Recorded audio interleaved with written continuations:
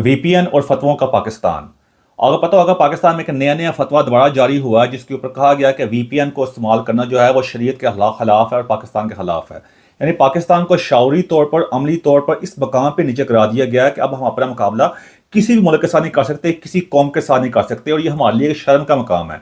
इससे पहले आपको पता होगा पहले फायरवॉल का इंस्टॉल किया गया था। उसके ऊपर मेरी मुकम्मल वीडियो मौजूद है कि फायरवॉल क्या होती है, उसका मकसद क्या होता है, उससे पाकिस्तानी अवाम के ऊपर उसका क्या असर पड़ेगा, आप जाकर मेरे यूट्यूब के चैनल के ऊपर चेक कर सकते हैं। अब उसके बाद हुआ ये कि जब फायरवॉल लगाई गई कि लोगों को जब इंटरनेट इस्तेमाल करना होता है, कई ऐप्स के ऊपर पाबंदी लगाई गई थी, क्योंकि फायरवॉल का मकसद ये होता है कि आपको एक खास एक्सेस आपको रोक दी जाए। फर्ज कर लेगा कई जो ऐप सोशल मीडिया की ऐप्स वगैरह हैं उनका जाना रोक दिया जाए। ये इस तरह हो सकता है जैसे फर्ज कर लें कि आपने एक दरिया के ऊपर पुल बना हुआ ना, आपने उस दरिया के पुल को क्रॉस करना है तो आगे नाका लगा दिया जाए कि आप इस पुल को क्रॉस नहीं कर सकते, आपका यहाँ दाखिला ममनू है। तो उसका मकसद है। उसके बाद वीपीएन का क्या किरदार होता है? वैसे वीपीएन का मतलब होता है वर्चुअल प्राइवेट नेटवर्क। तो उसको सादा लफाज में आप कैसे समझाता हूँ कि अगर आपके ऊपर फायरवॉल लगवा कर, जैसे मैंने पहले कहा है कि उस पुल को आप क्रॉस नहीं कर सकते और वहां पे नाका लगा दिया गया, तो वीपीएन किरदार अदा करता है कि आपको डिस्गाइज कर देता है, यानी आपको एक किस्म का मतलब गैप कर देता है। गैप इस तरह से करता है कि आपकी जो आइडेंटिटी जो होती है ना वो डिस्गाइज हो जाती है। तो आप ऐसे कर सकते हैं कि आप अपने जब उस नाके को क्रॉस तो करते हैं लेकिन आपको जो नाके वाले जो होते हैं ना वो आपको कैच नहीं कर पाते। तो आपको आसान जबान में मैं इसी तरह समझा सकता हूँ। वैसे आप खुद समझदार बनते हैं, आप इसको खुद भी जाकर देख सकते हैं। सोच का मुकाम है, दुनिया में लेजिस्लेशन की जाती है, कवानीन की जाते हैं पार्लियामेंट के अंदर, ताकि लोगों की जिंदगी में आप कह सकते हैं आसानी पैदा की जाए, लोगों की जिंदगी में बेहतरी पैदा की जाए। लेकिन हमारे मुल्क में कवानीन क्या बनाए जाते हैं कि आर्मी चीफ की जो मुद्दत है उसमें इजाफा कर दिया गया 5 साल का, और इस्लाम के नाम पर मजहब के नाम पर नया कानून बनाओ लोगों को, मतलब है आपके प्रेस करने के लिए और अपनी मर्जी और अपनी ताकत को मजबूत करने के लिए। ताकत का मजबूत करना कोई बड़ी बात नहीं है, ये तरीके में भी होता है या अब भी होता है। लेकिन उसके साथ साथ जब आप आवाम को उस मकाम पे पहुंचा दे कि आप उनके पास जीने का या आगे बढ़ने का कोई मकसद बाकी ना रहे, तो वहां पे केओस होता है, वहां पे फिर आप कहते हैं अनार्की फैलती है और कौमें मुल्क तबाह बर्बाद हो जाते होते हैं। तारीख में कई कौमें ऐसी आई हैं जो तबाह बर्बाद होगी, आज उनको नामो निशान भी नहीं है और आप उन मुल्कों को जानते भी नहीं होंगे कि ये कोई नया वाकया पेश नहीं आया और पाकिस्तान ने अपने आप को मॉडर्न दुनिया के कयास के मुल्क के तौर पर पेश कर दिया। यानी उन्होंने कहा कि कवानीन अपने लिए बनाओ और आवाम की सहूलत के लिए कवानीन बनाने की क्या जरूरत है, सीधा इकामा सीधा फतवे जारी कर दो। और ये फतवा इसी चीज़ ने आज पाकिस्तान को इस मुकाम पर पहुंचा दिया हुआ है। यानी उस तरह फतवे जारी नहीं किए जाते कि अगर मस्जिदों में जो छोटे बच्चों के साथ ज्यादती हो रही होती है, जो औरतों के साथ ज्यादती हो रही होती है, आम गरीब को उसका हक नहीं मिल रहा होता, कितना कुछ हो रहा होता है ना, उसके ऊपर कोई फतवा नहीं आप देखेंगे आके। हमारे उलमा कराम भी जिस तरह बहुत ज्यादा लंबी तादाद मौजूद है जिसके ऊपर आप कहते हैं वो तकीस्मानी माननी है, वो आगे क्या होता है हमने पेट से पत्थर बांध लेंगे। लेकिन अगर पेट से पत्थर बांधने की जरूरत है, अपने आप जाके फलस्तीन को जाके वैसे आजाद करा लें, उनकी वो सिर्फ तकरीर रहेगी ना भाई। मैं अक्सर कहता हूँ फलस्तीन को जाने की क्या जरूरत है, आज पहले जाकर कश्मीर आजाद करवा लें। अब ये मेरा टॉपिक जो थोड़ा डिफरेंट तरफ हटता जा रहा है, लेकिन मेरा मकसद है कि उसको भी इंटर रिलेटेड है ना, ये चीजें सारी ये जो केओस पूरा इकट्ठा होया हुआ ये इंटर रिलेटेड है।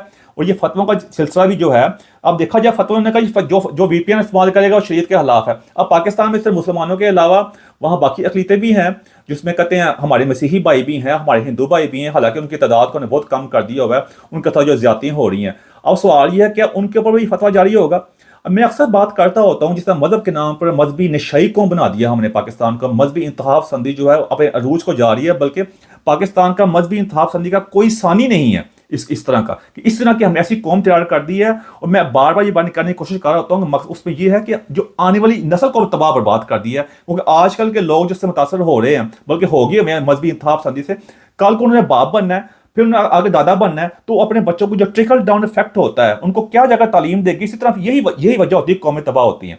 मैं अक्सर कहता होता हूँ जिस तरह हम अपने मजहबी कानून बनाते हैं, जिस फतवे हैं, जितना हमारे साथ हिंदुस्तान मुल्क का जो वहाँ की ज्यादा आबादी जो है वो हिंदू है, अगर वो भी ऐसे ही कवानीन बना दें जो हम बनाते हैं, क्योंकि उनका भी हक है। अगर हम अपने आप कहते हैं हमें हक है तो क्या उनको हक नहीं है? वो भी ऐसे कवानीन बना सकते हैं, वो भी ऐसे कह सकते हैं जो हमारे मजहब की खिलाफ वर्जी करेगा, जैसे करेगा वो हिंदुस्तानी नहीं है। जिस तरह हमारे चीफ ऑफ द आर्मी साहब ने कहा था जो शरीयत को नहीं मानता वो पाकिस्तानी नहीं है, इस तरह वो भी वीपीएन वगैरह लगाएं इसी तरह के आकर और आगे कहें कि जो वीपीएन को इस्तेमाल करना जो हिंदू मजहब के खिलाफ है, हालांकि वहाँ 25 करोड़ मुसलमान रह रहा है, फिर हम साथ ही शोर जाना शुरू कर देंगे। कहते हैं जो इंडिया जो सेकुलर मुल्क है, यानी हमें बाकी मुल्क सारे सेकुलर चाहिए क्योंकि हमें वहाँ फ़ायदा होता है, हम वहाँ जाकर रह सकते हैं, हमें सारे फ़ायदे होते हैं। लेकिन अपने मुल्क को हमने इस तरह का अजाब बनाया हुआ है, क्योंकि यहाँ पे आप देख सकते हैं कि अजाब क्या बनाया, दूसरों के लिए क्या अजाब, अपने लिए अजाब बना दिया हुआ है। यानी एक आशिक रसूल को दूसरे आशिक रसूल से खतरा है। और ये फतवों का सिलसिला जो है ना, ये कोई आज का नहीं, ये पुराना है। पुराने ज़माने के अंदर जब उस्मानिया सल्तनत की हुकूमत भी आई थी ना, उस वक्त भी जो जहाँ वहाँ के हुक्मरान जो है थे, फतवों को अपनी अपनी कहते हैं अपनी जो ताकत है उसको बरकरार रखने के लिए इस्तेमाल करते होते थे। मिसाल के तौर पर जब प्रिंटर आया था, तो प्रिंटर को उनका जहाँ क्योंकि पहले उसके पहले जो तक जो लिखा जाता था, जो किताबें लिखी जाती थी वो हाथ से लिखी जाती थी। फिर प्रिंटर की इजाद हुई तो उस्मानिया सल्तनत के जो उस वक्त के जो सुल्तान वगैरह है थे, उन्होंने प्रिंटर के आने पर पाबंदी लगा दी, क्योंकि उलमा कराम ने फतवा दे दिया कि कुरान को जो प्रिंटिंग होती है प्रिंटिंग मशीन के जरिए, वो हराम है, वो इस्लाम के उसूलों के खिलाफ है, ये सब चीज़ें हराम है। इसी वजह से 200 साल तक वहाँ पर प्रिंटर नहीं आ सका। वहाँ पे जो तालीम जो थी, जो शौर का फैलना था किताबों के जरिए, इल्म के जरिए, वो रुक गया था, क्योंकि उनको उस वक्त के हुक्मरानों को ये चीज़ें सूट करती थी। और आज आप देख सकते हैं उस्मानिया सल्तनत का नामो निशान भी नहीं है, और यूरोप जो है, वेस्ट जो है, वो कहाँ से कहाँ पहुँच गए हुए हैं। यानी आज उनकी कहते हैं पूरी दुनिया में उनकी धाक है, साइंस में, टेक्नोलॉजी के अंदर, इनोवेशन के अंदर। हाँ, आप कोई भी नाम लें, उन्हीं की चीज़ें हैं, उन्हीं के आप ब्रांड पहन रहे होते हैं, बेशक वो खाने वाले हों, कपड़े के हों, टेक्नोलॉजी में कहाँ निकल गए हुए हैं। क्या उस्मानिया सल्तनत की कितनी देर उनकी हुकूमत रही है, बड़ा हमको बातें कर रहे होते हैं कि खिलाफत खिलाफत, बताइए उन्होंने कोई कि एक भी चीज़ इंसानियत के लिए दी हो। बाकी आप छोड़ ही दें। उसके बाद जो अरब रियासतों से पहले है ही थी ना, उस्मानिया सल्तनत ने क्या दिया, वो इन्हीं चक्कर में लगे रहे हैं, अपने हरम में औरतें ला के उनके साथ याशी करते रहे हैं आके। और कोई आप बताएं, कोई इंस्टीट्यूट ऐसा यूनिवर्सिटी बनाई हो, कोई मदरसा छोड़ दे आप, मदरसे तो हमारे पास से वैसे बड़े हैं कि वहाँ यूनिवर्सिटी बनाई हो जिसमें हमारे सारे मुसलमान के मुल्क जो हैं, खास हमारे पाकिस्तान जिनका मुफ्त का इस्लाम आया हुआ ना, जो वहाँ पे जाते हों, जाके तालीम हासिल करते हों, और बाद में बड़ा फख्र से कहते हो गई हमने उस्मानिया सल्तनत या पहले जो तुर्की जो इस वक्त है, वहाँ से इस यूनिवर्सिटी से इल्म हासिल करके आए हैं। कोई है ऐसा, कोई बताएं मुझे जरा। यही चीज़ है ना, क्यों उन्होंने भी कौम को इसी चक्कर में लगाया था फतवे जारी करने के अंदर। उससे पहले यूरोप में पहले ऐसे ही होता था, वहां भी जो पादरी वगैरह आते थे चर्चों में अपनी अपनी दाग बैठाने के लिए ये करते फतवे लगा देते होते थे, मुल्क बदल कर देते होते थे। इस तरह की मेरी इस पर पूरी वीडियो मौजूद है, आप ऑनलाइन जाकर चेक कर सकते हैं मेरे यूट्यूब चैनल के ऊपर। मैंने इस पर तफसील से बात की हुई है, वहां भी ऐसे आया था। लेकिन अब जिस तरह इंग्लैंड के अंदर था कि अगर उस वक्त बादशाह भी था तो वो मरहूने मिन्नत था, उस वक्त के चर्च के मुताबिक वो दूसरी शादी भी नहीं कर सकता था। लेकिन जब उन्होंने उससे जान छुड़ाई उस चीज़ के साथ, उन्होंने कहा ये क्या बात है भाई, उन्हें इस चीज़ से जान छुड़ाई। उसके बाद वहाँ इंडस्ट्रियलाइजेशन आई, वहाँ पे कहते हैं सनत बढ़ी, वहाँ पे सब लोगों की ज़िंदगी में आसानी पैदा हुई। और आज उसी वजह से आप देख सकते हैं उसी का फल खा रहे हैं। उनके जो आबाओ अजदाद ने जो फाउंडेशन बना दी थी, उसी फाउंडेशन, उसी बुनियादों के ऊपर जाके इस वक्त वो सारी जो आप कहते हैं रियासतें वहाँ पे खड़ी हुई हैं, क्योंकि आपकी जो फाउंडेशन होती है मजबूत होनी चाहिए। आगे आप आस्ते आस्ते मंजिल की तरफ बढ़ते रहते हैं। लेकिन पाकिस्तान की तो जो फाउंडेशन है वो बिल्कुल है ही नहीं है, बिल्कुल वो एक आम जगह पे खड़ी है। वो कभी आप देख सकते हैं उसी फाउंडेशन जो थी वैसे वो धर्म के आप कहते हैं जमीन बोस हो गई थी। अब तो एक ढांचा सा खड़ा हुआ है। जब 1971 में पाकिस्तान 2 हिस्सों में तकसीम हो गया था ना, जब पहले कहते पाकिस्तान हमेशा के लिए बना है, बचपन में उस वक्त हमें कोई सही नॉलेज नहीं दिया गया, बताया नहीं कि हम भी ये काफी देर तक ये बात समझते रहे। बाद में जब पता चला कि बांग्लादेश पाकिस्तान का हिस्सा था ना, मशरकी पाकिस्तान जो था, तो उस वक्त देख लें आप, जो 1971 में दो हिस्सों में तकसीम हो गया, तो वो जो मिथ जो है थी, वो झूठ जो था, जो बताया गया पाकिस्तान इस्लाम के नाम बना है, ये है, तो वो है, अपनी तरह बातें बनाएगी। तो आज देख लें वो 2 हिस्सों में तकसीम हो गया। तो बात फिर वही आ गई कि जो VPN के नाम के ऊपर भाई हमारे जो खुद लीडर जो हैं, जो वज़ीर-ए-आज़म है जो इस वक्त जो है वो शहबाज शरीफ साहब हैं, वो खुद पाके कहते ट्विटर जो इस वक्त एक्स है उसके ऊपर VPN खुद लगा कर आकर वहाँ पे ट्वीटिंग कर रहे होते हैं। हालांकि वहाँ पाकिस्तान में इस वक्त ब्लॉक किया हुआ है। यानी आम लोगों के लिए कोई और कानून, अपने लिए और कानून। तो क्या शरीयत जो है, आप मुसलमान जो है, क्या शहबाज शरीफ मुसलमान नहीं है? क्या इसके ऊपर ये शरीयत का ये कानून नाफज नहीं होता? आप खुद को इस्तेमाल कर रहे हैं। ये कभी तसव्वुर कर सकते हैं कि जिन मुल्कों में इनकी जदादें हैं, जहाँ पे इनके बड़े भाई बैठे हुए हैं, जहाँ की इसकी भतीजी बैठी है, बाकी लोग जहाँ बैठे हैं, वहाँ की जो लीडर हैं वो भी ये हरकतें करते हो, यदि अवाम को कहते हो आपने ऐसे करना है और खुद कुछ और करते हो। अब मैं ये नहीं कह रहा कि वो मुल्क परफेक्ट है और वो जन्नत का नमूना है और हम जो है दोज़ख का नमूना है। बस हम तो दोज़ख का नमूना है ही है। वो अगर जन्नत नहीं है लेकिन फिर भी वहाँ पे इंसानियत की कदर है।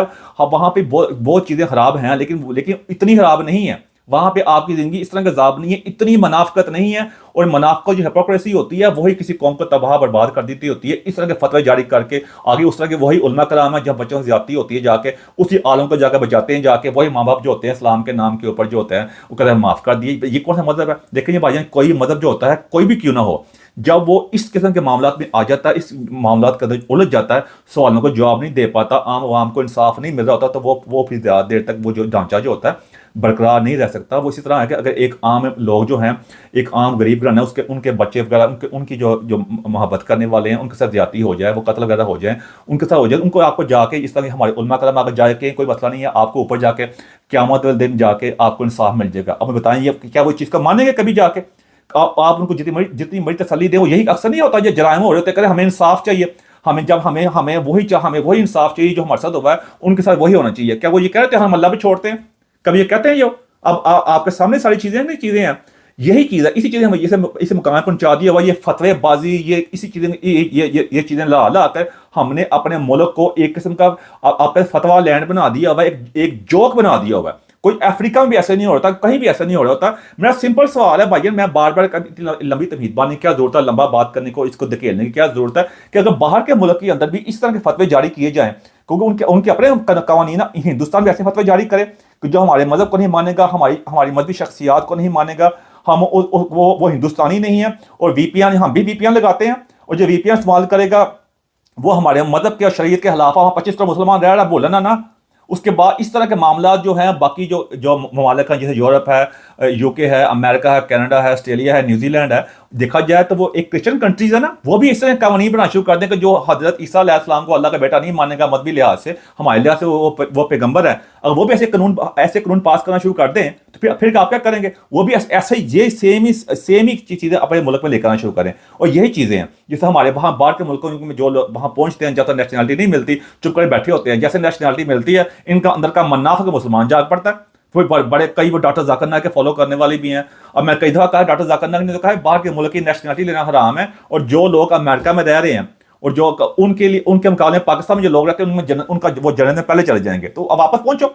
अब ये बातें मैं बार बार करने की कोशिश कर रहा हूँ, ये बातें फिर वही बैक टू स्क्वायर वन पे है, साहब आ जाता है कि वही बातें बार बार हो रही हैं, कोई मुल्क की एक सही डायरेक्शन ही सेट नहीं हो रही है। और जो हमारे एलीट क्लास है, ताकतवर हजरात हैं, जो सीधी बात हमारे इस्टेब्लिशमेंट वाले हैं, हमारे जो पार्लियामेंट वैसे रबर स्टैम्प बन चुकी है, अदालतों को वैसे बुरा हाल कर दिया हुआ है, आप उनकी रैंकिंग साइड चेक कर सकते हैं, एक बुरा केओस बन चुका हुआ है हमारा। तो हम तो इस अजाब से गुजर रहे हैं। मैं बार बार कह रहा था हमारी आने वाली जनरेशन जो होंगी, नस्लें जो होंगी, अगर पाकिस्तान उस वक्त बरकरार रहा, हमें कभी माफ़ नहीं करेंगी। और यही चीज़ जो होती है, ये मेरे लिए कर्म का मकाम है, और जो लोग सोच विचार होते हैं उनके लिए कर्म का मकाम है कि ऐसा ही होगा अगर पाकिस्तान बरकरार रहा ना रहा, लोग इस तरह मातम कर रहे होंगे जिस तरह बाकी कौमों के लोग जो आज नहीं हैं उनके लोग भी ऐसे मातम करते थे।